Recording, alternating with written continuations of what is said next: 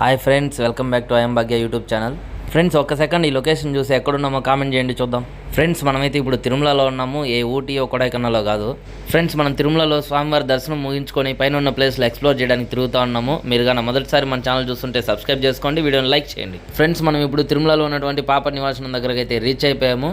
Friends, స్వామివారి గుడి నుంచి పాప నివాసం ఒక 8 కిలోమీటర్స్ లోపు అయితే వస్తుంది. మనం మొదట రాగానే ఇక్కడ పల్టీలు కొట్టే ట్రక్ అయితే పెట్టినారు.